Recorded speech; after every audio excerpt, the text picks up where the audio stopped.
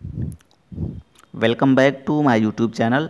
तो आज हम इस वीडियो में बात करने वाले हैं AIB 18 एग्ज़ाम के बारे में। तो अगर आप AIB 18 एग्ज़ाम में बैठने जा रहे हैं और AIB 18 से संबंधित अगर आप कोई जानकारी चाहते हैं तो चैनल पे बने रहिएगा, वीडियो को आखिरी तक देखिएगा। और साथ ही साथ अगर वीडियो आपको पसंद आ रही है तो वीडियो पे लाइक करिए, कमेंट करिए और वीडियो को अधिक से अधिक शेयर करिए। तो इस वीडियो में हम बात करेंगे कि क्या AIB 18 की जो एग्ज़ाम है वो अपने नियत समय पे होगी या इसमें फेरबदल संभव हो सकता है। और साथ ही साथ ये भी जानेंगे कि अगर आपके फॉर्म में कोई करेक्शन है तो उसको कैसे करेंगे, कैसे आप जो है फॉर्म को ठीक करेंगे। और अगर पहली बार आप एग्ज़ाम में बैठने जा रहे हैं तो आपको कौन सी विशेष सावधानी जो है बरतनी होगी। तो ये सारी बातें हम लोग इस वीडियो में करने वाले हैं। तो सबसे पहले बात कर लेते हैं AIB 18 एग्ज़ाम क्या इस बार भी टलेगी, इसकी जो डेट है, जो परीक्षा की तिथि है, क्या आगे बढ़ेगी। तो जैसा कि आप जो है अगर प्रीवियस ईयर के AIB एग्ज़ाम के रिकॉर्ड को देखें तो हर बार जो है AIB की एग्ज़ाम जब भी हुई है उसमें जो नियत तिथि रही है उसमें 1, 2 कभी कभी 3 बार जो है बदलाव किया गया है। तो इस बार भी पॉसिबिलिटीज़ है कि जो है AIB 18 की परीक्षा जो है इसकी जो तिथि है उसको आगे बढ़ाया जाए। तो मैं भी ये संभावना लग रहा है। और साथ ही साथ चूँकि आप जानते हैं इसको लेकर के जो है हाई कोर्ट में रिट भी पेंडिंग है, उस पर भी फैसले आने हैं कि क्या जो LLB फाइनल ईयर वाले स्टूडेंट हैं वो AIB 18 एग्ज़ाम में बैठ पाएंगे या नहीं। इसको लेकर के आपको पता है कि एक रिट भी हुई है हाई कोर्ट में।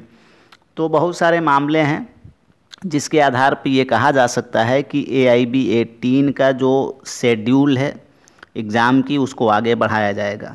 तो में भी ये संभावना है कि परीक्षा जो है कि तिथि जो है आगे बढ़ाई जा सकती है। अब दूसरी बात ये कर लेते हैं कि फॉर्म में अगर करेक्शन है तो इसको कैसे ठीक करेंगे। बहुत सारे लोगों का ये सवाल लगातार कमेंट बॉक्स में पूछा जा रहा है। तो देखिए, अगर आपके फॉर्म में कोई करेक्शन है, कुछ गलतियां हो गई हैं जिसको आप सुधारना चाहते हैं, तो सबसे पहले आप AIB का जो टोल फ्री नंबर है, मैंने आपको बताया है वो नंबर, आप AIB के ऑफिशियल वेबसाइट पे जा कर के उसको देख सकते हैं। उस नंबर पे आपको कॉल करना है। अगर कॉल नहीं लग रही है तो कोशिश करते रहना है। अगर कॉल लग रही है, रिसीव नहीं हो रहा है, तब भी आपको हार नहीं मानना है, लगातार ट्राई करना है। और जब कॉल रिसीव हो जाती है फिर आपसे वो आपका जो है एप्लीकेशन नंबर मांगेंगे, रजिस्ट्रेशन नंबर मांगेंगे। उसके बाद जो भी उनका प्रोसेस है वो आगे करेंगे। आपसे जो भी चीज़ें वो मांगें, एप्लीकेशन नंबर या रजिस्ट्रेशन नंबर, उनको आपको बताना है।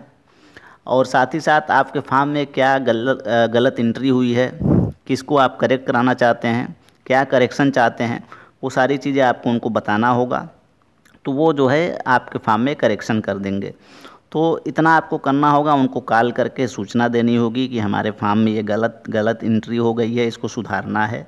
तो आपसे वो आपके फॉर्म के बारे में डिटेल मांगेंगे, जिसे आपको उस डिटेल को उनको बताना है और इस आधार पे जो है वो आपके फॉर्म में जो भी गलत एंट्रीज होगी उसको सही कर देंगे। अब अगर आप जो है फर्स्ट टाइम AIB एग्ज़ाम में बैठने जा रहे हैं तो आपको विशेष सावधानी बरतने की आवश्यकता है। सबसे पहले आपके पास सारे जो भी टॉपिक्स दिए गए हैं उसके बेयर एक्ट्स होना अनिवार्य है। हर एक टॉपिक का बेयर एक्ट होना आपके पास अनिवार्य है। तो जब भी आप परीक्षा हाल में जाएं तो आपके पास जो है बेयर एक्ट होना आवश्यक है। और जब आपको प्रश्न पत्र मिल जाए तो सबसे पहले आप कोशिश करिए कि IPC, CRPC, कॉन्स्टिट्यूशन और CPC, इन 4 टॉपिक के बुक आपके पास होनी चाहिए स्पेशली।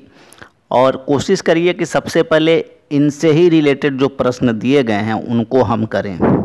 तो सेक्शन से संबंधित प्रश्नों को सबसे पहले आपको टच करना है। तो जो भी 4 सेक्शन आपको दिए रहेंगे, अगर किसी धारा के बारे में पूछ रहा है तो 4 वहाँ पे ऑप्शन दिया रहेगा। तो हर एक जो है सेक्शन को आप चेक कर लीजिए बेयर एक्ट के इंडेक्स में, उसके बाद से उस आधार पे उस प्रश्न का उत्तर दे दीजिए। तो ये सिंपल क्वेश्चन होते हैं, बहुत आसान क्वेश्चन होते हैं। तो सबसे पहले आपको IPC, CRPC, CPC और जो है कॉन्स्टिट्यूशन के प्रश्नों को करना है।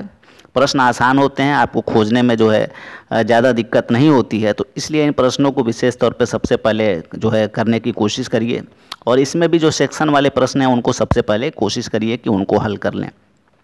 जो भी प्रश्न आपको आसान लगे, जो भी प्रश्न लगे कि हाँ ये आसानी से हम ढूंढ सकते हैं, तो उन प्रश्नों को सबसे पहले आप करिए। क्योंकि समय भी जो है, आपको समय का विशेष तौर पे ध्यान रखना होता है।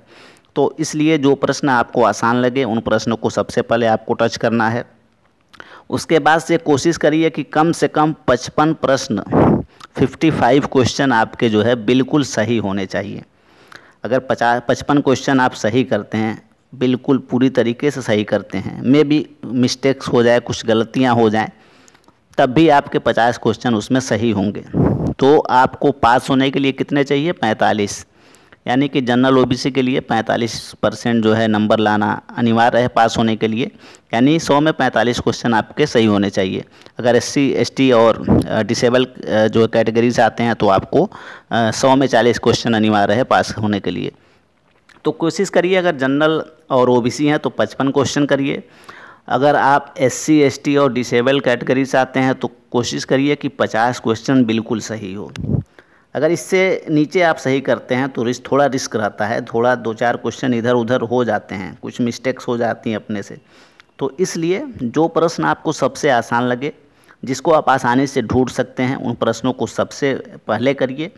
और जो सर्किल होता है विशेष तौर पर भरते समय उसको ध्यान दीजिएगा, क्योंकि बहुत सारे लोग जो है सर्किल भरने में गलत कर देते हैं। तो इसलिए आप विशेष तौर पे सर्किल जब आप फिल करेंगे तो उसको विशेष तौर पे ध्यान देंगे, और जो प्रश्न आपको सबसे आसानी तरीके से डायरेक्ट में मिल जाए उसको करेंगे। तो इन थोड़े जो चीज़ें मैं आपको बता रहा हूँ इसको फॉलो करेंगे तो मुश्किल नहीं है AIB एग्ज़ाम पास करना। बहुत ही आसान पेपर आता है। जब आप एग्ज़ाम हॉल में बैठेंगे तो आप समझ जाएंगे कि किस तरीके से जो है आप इसको पास करेंगे।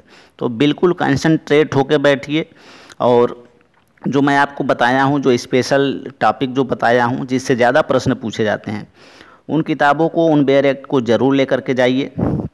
और साथ ही साथ कोशिश करिए कि उन्हीं प्रश्नों को टच करें जो आपको आ रहे हैं, आप ढूंढ रहे हैं, आपको ढूंढने में आसानी से मिल जा रहे हैं। और अगर जिन प्रश्न में आपको ढूंढने में टाइम लग रहा है तो ऐसे प्रश्नों को जो है आप बिल्कुल टच न करिए। जो प्रश्न आप आसानी से ढूंढ सकते हैं उन्हीं प्रश्नों को हल करिए, उन्हीं प्रश्नों को ढूंढने की कोशिश करिए। और ऐसा लगता है कि अगर किसी प्रश्न का उत्तर ढूंढने में आपको टाइम लग रहा है तो ऐसे प्रश्न को छोड़ करके आपको आगे बढ़ जाना है, में भी उसके आगे वाला प्रश्न आसान मिल जाए।